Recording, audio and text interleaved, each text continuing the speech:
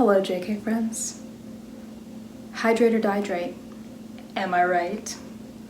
Welcome to our third journey down the rabbit hole.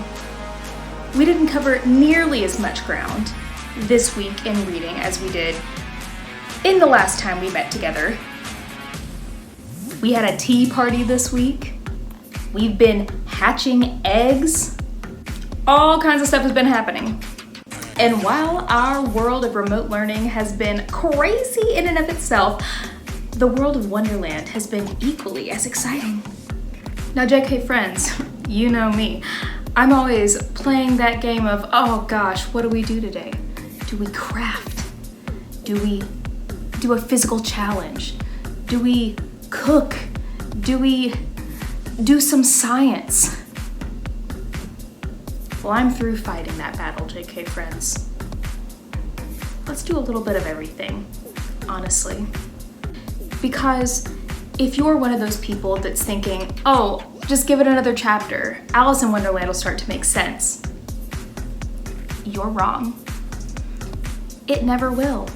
But what it will do consistently is give us a never-ending pool of ideas for things to do from this book to make the world of Wonderland come alive. Now, I'd like to start today with a physical challenge that is based on some of the interesting characters that we met in the chapters we read this week. The characters I am referring to actually lived at the Queen's Castle. Now, first of all, JK friends, if we haven't had this conversation, you should know this about me. Miss Cox loves a villain. But one that I do not like is the Red Queen. She has never rubbed me the right way. She's not on my good side. She kind of freaks me out. Not a top tier villain. Clearly, Hades is number one. You know, I haven't been this choked up since I got a hunk of moussaka caught in my throat. Huh? So is this an audience or a mosaic? I don't make the rules. Anyways, the Red Queen, what an interesting gal. She is very persnickety. I mean, in that way, I find her a little bit relatable. She likes to have things in her home a certain way. I get that. Anyway, we're gonna do two activities today that were inspired by the events that happened at the Red Queen's castle. The first has to do with her castle guards, which are, yes, that's right, playing cards. Have you guys ever wondered, maybe this is just me, have you ever wondered, do you think there's exactly 52 guards at the castle? Because there's 52 cards in a deck of cards? Do you think she has court jesters that are Joker cards? Am I the only one that thinks about this? Probably. Anyways, to celebrate the guards of the castle, we are going to be taking on the challenge of building our very own house of cards.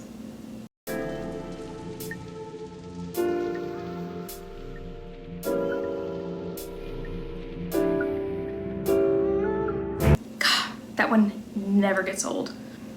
I don't know if you've ever built a house of cards, but me personally, my grandfather's a magician. I don't make these things up, guys.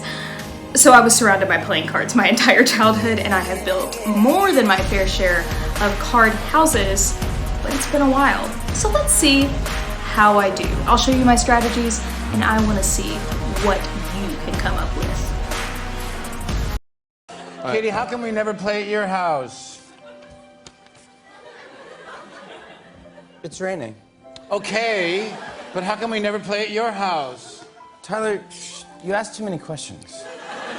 Katie puts her hand over his mouth. That was only one question. Okay, fine. I live in a house of cards. Is that what you wanted to hear?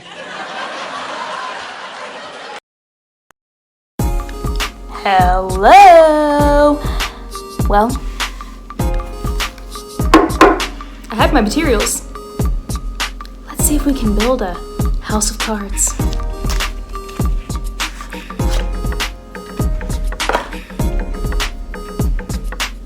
Oh, they're so on top, y'all. She's ready. I feel like this is important to know, JK friends. If you're gonna build an impressive structure, we've talked about how you can make sure your structure has a good foundation, the base of it, and a recommendation I would give you guys is pick a nice strong shape, like the triangle, to start off your structure. Now I'm gonna try and not shake this tiny table and somehow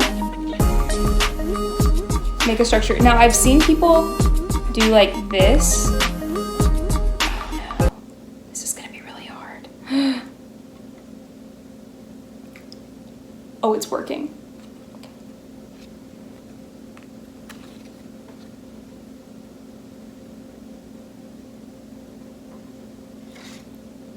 So here's the deal, JK friends. These cards are super slick. And I feel like I'm just gonna kind of have to come up with my own method for this, which is really what I do best. So here we go. I'm just gonna make this up. Oh yeah. First floor. Okay, I wonder if I can do another one like on this side. Maybe I can make, I don't wanna breathe on it. Oh, like I don't want to make the second level because I just know it's gonna fall. Okay, they're too slick. You need like old playing cards to make this work, JK friends. I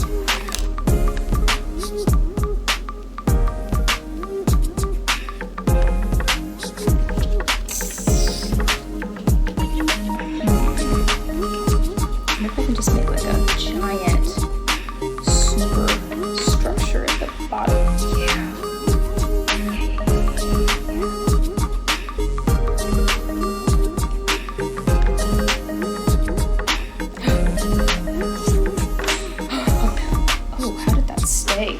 I'm shook.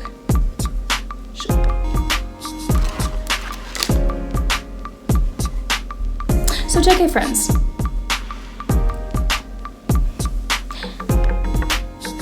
here is my conclusion about this.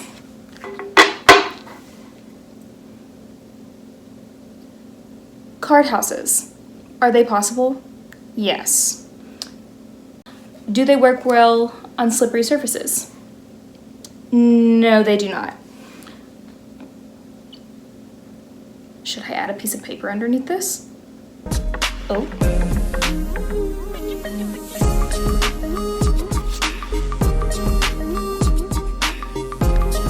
First floor. Should I just expand my property? This is a bad idea. Oh no. JK friends, I think if I can pull off a second level to this, I'll call it a win. Now what's going to be difficult is that this layer is still slippery. Unless I add more paper.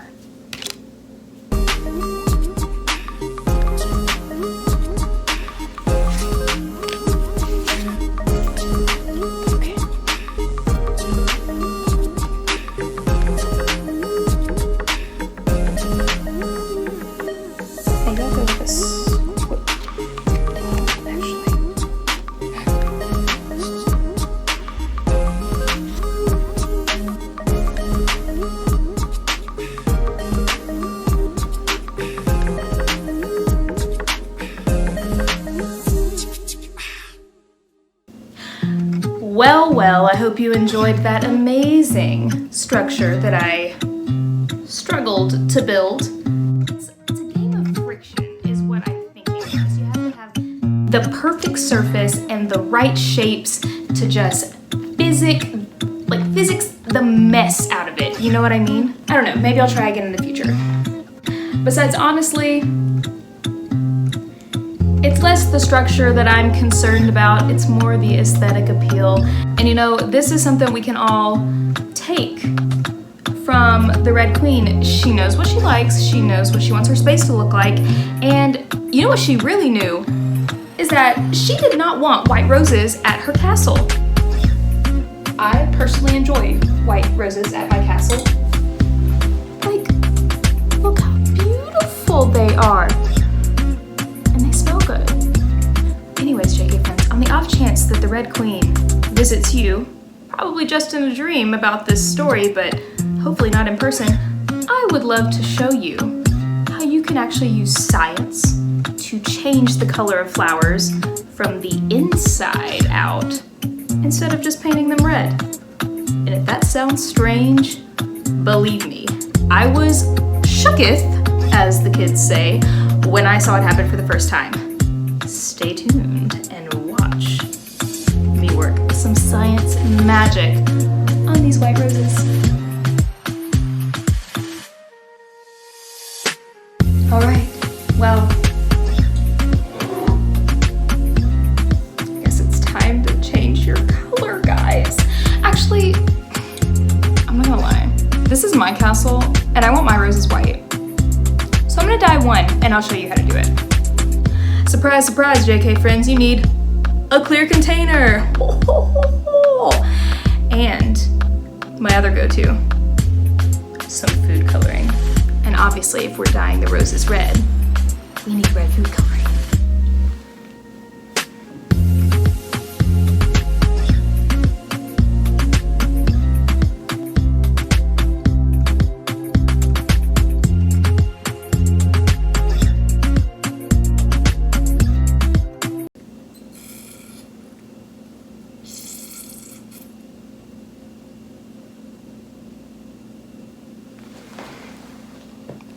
Oh, that was a mistake. That was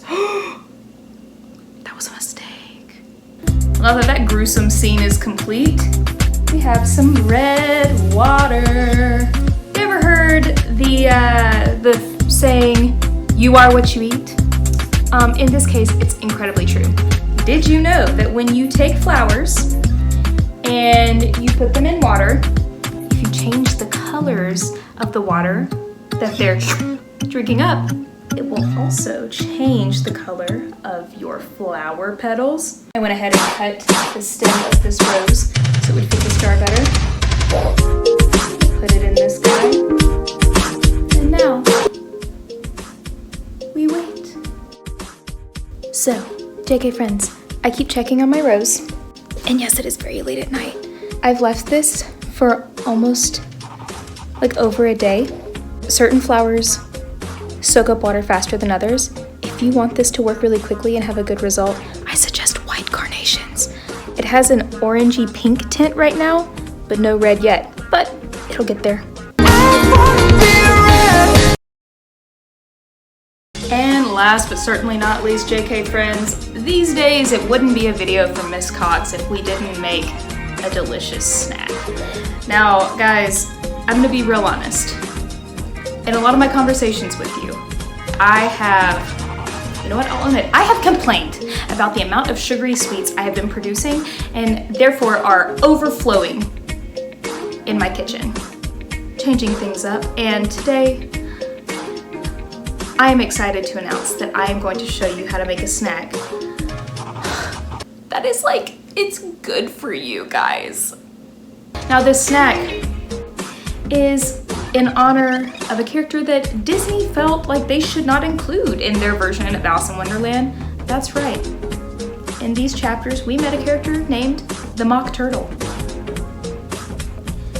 And normally I would include a nice video like here or yonder of said turtle, but Disney left him out. And I guess then they felt regret over it because they really made up for all that lost turtle footage when they produced Finding Nemo.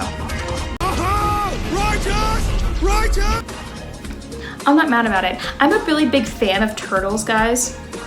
I had 4 pet turtles in my youth. Their names were Spike, Snappy, Squirt, and Samantha.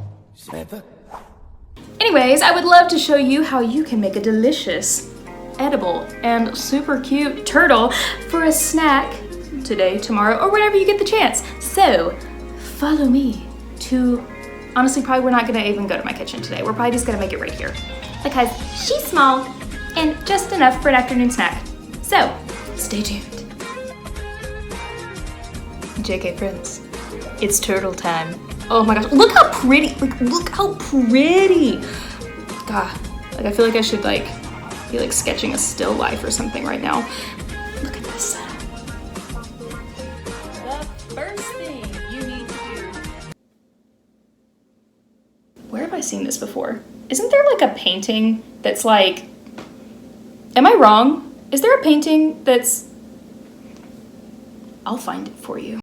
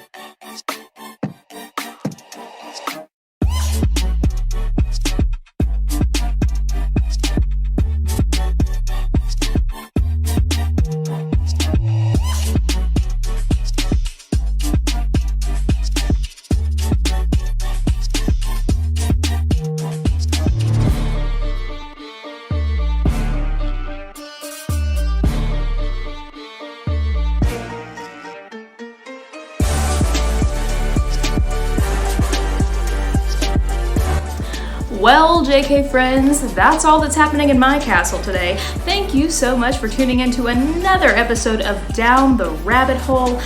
I hope you're keeping up with all the chapters we're reading of Alice in Wonderland, because if there's one thing we can predict about this story, is that it is going to get curiouser and curiouser. Thank you for going down the rabbit hole with me again. I'll see you later.